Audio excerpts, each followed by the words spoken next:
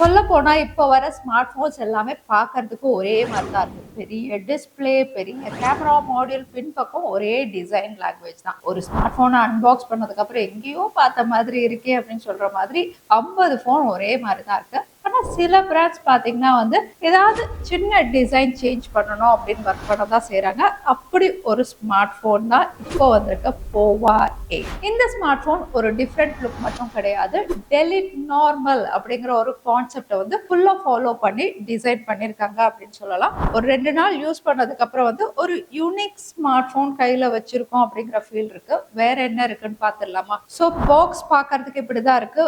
உள்ள போவா 8 smart phone இருக்கு. அதுக்கப்புறம் டாக்குமெண்டேஷன் வாரண்டியும் கொடுத்துருக்காங்க.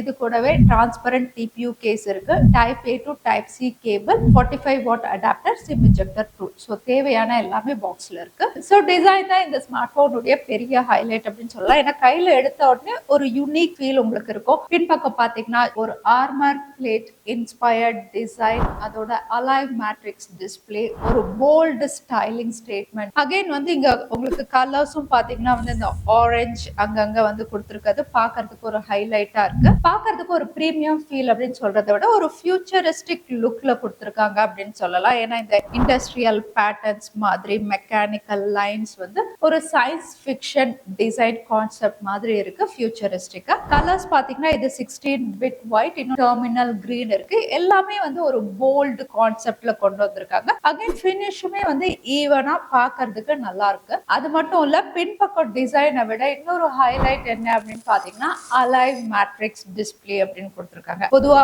பேக் பேனல்ல எல்லா ஸ்மார்ட் போனுமே ஸ்டாட்டிக்கா இருக்கும் இல்லையா? பட் இது உங்களுக்கு அலைவா இருக்கணும் அப்படிங்கிறதுக்காக தான் இந்த அலைவ் மேட்ரிக்ஸ் டிஸ்பிளே உங்களுக்கு செட்டிங்ஸ்லாம் அவைலபிளா இருக்கு. இதை நீங்க செலக்ட் பண்ணதுக்கு அப்புறம் பேக் பேனல்ல உங்களுக்கு இந்த லைட்ல அனிமேஷன்ஸ் பாப் அப் ஆகும். நோட்டிபிகேஷன்ஸ் வந்தா, கால்ஸ் வந்தா, சார்ஜிங் பண்றீங்க, டைமிங் செட் பண்றீங்க, இந்த மாதிரி எதுக்கு வேணுமோ நீங்க எனேபிள் பண்ணிட்டீங்கன்னா எல்லாத்துக்குமே உங்களுக்கு பேக் பேனல்ல அனிமேஷன்ஸ் வரும். நிறைய ஆப்ஷன்ஸ் இருக்கு. Sparkle, ripple, zoom. ஸோ ஒவ்வொரு நோட்டிபிகேஷனுக்கும் நீங்க அனிமேஷன் செட் பண்ணலாம். இது பார்க்கும்போது ஒரு யூனிக் டிசைனா இருக்கும். மற்ற ஸ்மார்ட் போன்ஸை விட இது தனியா தெரியும் உங்களுக்கு. போர்ட்ஸ் அண்ட் பட்டன்ஸ் பாத்தீங்கன்னா ஆரஞ்சு ஹைலைட் நல்லா இருக்கு பவர் பட்டன்ல. கூடவே வால்யூம் அப் அண்ட் டவுன் இருக்கு. கீழே SIM slot, mic, type C port, speaker grill இருக்கு. மேல நாய்ஸ் கேன்சலேஷன் மைக் இருக்கு. டால்பி அட்மாஸ் அப்படிங்கறதே இங்க மென்ஷன் பண்ணிருக்காங்க. அதே முன்பக்கம் டிஸ்பிளேவும் பெருசா கொடுத்திருக்காங்க. 6.78 இன்ச்சஸ்க்கு ஃபுல் ஹெச்டி பிளஸ் டிஸ்பிளேவோட வருது. அகைன் உங்களுக்கு பார்க்கும்போது பெசல்ஸ் கொஞ்சம் சின் மட்டும் பெருசா தெரியுது.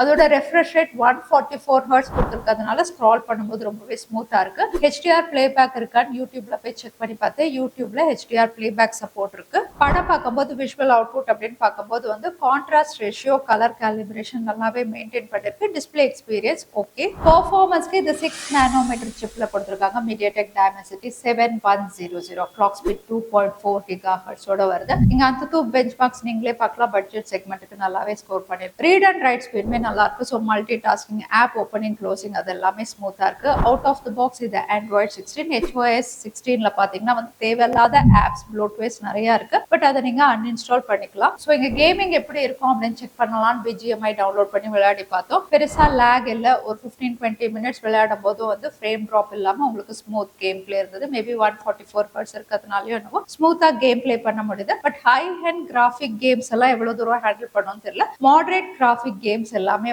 பெரிய ஃப்ரேம் ட்ராப் இல்லாம ஹேண்டில் பண்ணும். அகைன் தெர்மல் மேனேஜ்மெண்ட் அப்படின்னு பாத்தீங்கன்னா அதுக்குமே வேப்பர் சேம்பர் எல்லாம் கொடுத்திருக்காங்க. 14,000 mm ஸ்கொயருக்கு லார்ஜ் வேப்பர் கூலிங் சிஸ்டம் இருக்கிறதுனால தெர்மல் மேனேஜ்மெண்ட் ஓரளவுக்கு கேம் விளையாடும் போது கண்ட்ரோல் பண்ணுது. இந்த smart phone MediaTek Dimensity chipset மட்டும் கிடையாது. இது கூடவே கனெக்டிவிட்டி என்ஹான்ஸ் பண்ற மாதிரி இன்னும் 2 சிப்செட்டும் கொடுத்திருக்காங்க சிக்னலுக்காக.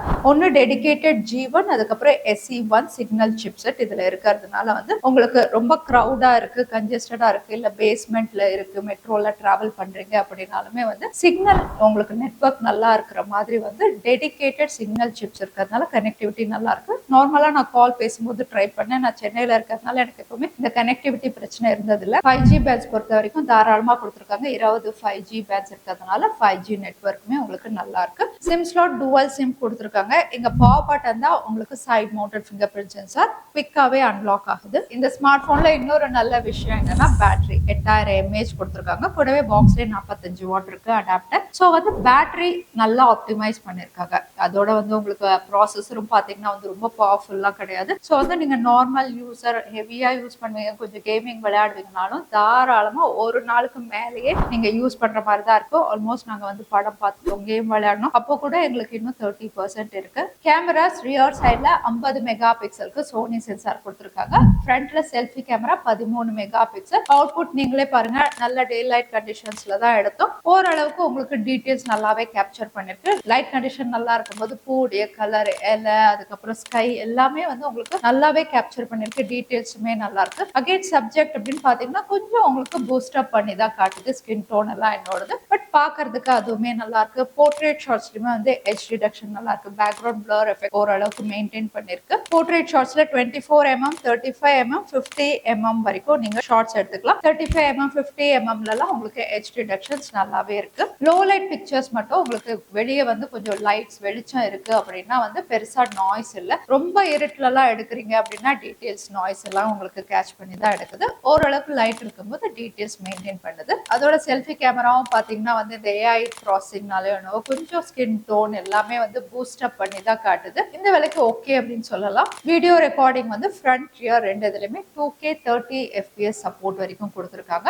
உங்களுக்கு டீடைல்ஸ் எல்லாமே நேர்ல எப்படி இருக்கோ அந்த மாதிரியே ரெக்கார்ட் பண்ணுது. 2K 30 FPSல ஸ்டெபிலைசேஷன் அந்த அளவுக்கு இல்ல. ஸ்டேபிளா எடுக்கணும்னா 1080 30 FPS உங்களுக்கு ஸ்டேபிளா இருக்கு. ஆடியோ டால்பி அட்மோஸ் சப்போர்ட்டோட கொடுத்துருக்காங்க. சர்ப்ரைசிங்கா வந்து உங்களுக்கு லவுடா இருக்கு இந்த வேலைக்கு. அதோட வந்து ஓரளவுக்கு டீடைல்ஸ் எல்லாமே நல்லா இருக்கு கிளாரிட்டியா. டியூரபிலிட்டிக்கு IP64 ரேட்டிங் கொடுத்துருக்காங்க. ஸோ லேசா தண்ணி பட்டா தூசியானா எதுவும் ஆகாது, தொடச்சிட்டு யூஸ் பண்ணிக்கலாம். அதோட மிலிட்ரி ஸ்டாண்டர்ட் 818 இருக்கு அப்படின்னா தெரியாம கீழே விழுந்தா உங்களுக்கு டேமேஜ் பெருசா ஆகாது. ஸோ போவா 8 ஒரு ஆர்மர் பிளேட் இன்ஸ்பயர்ட் டிசைன், அதோட அலைவ் மேட்ரிக்ஸ் டிஸ்பிளேன்னு ஒரு போல்டு ஸ்டைலிங் ஸ்டேட்மெண்டோட டெலிட் நார்மல் அப்படிங்கிற ஒரு கான்செப்ட் ஃபாலோ பண்ணி கொண்டு வந்திருக்காங்க. இதை பத்தி நீங்க என்ன நினைக்கிறீங்க? உங்க ஒப்பீனியன் கமெண்ட்ல சொல்லுங்க. வீடியோ பிடிச்சிருக்குன்னா ஃப்ரெண்ட்ஸுக்கும் ஷேர் பண்ணுங்க. இன்னொரு வீடியோல பாக்குறேன். ஜெய் ஹிந்த்.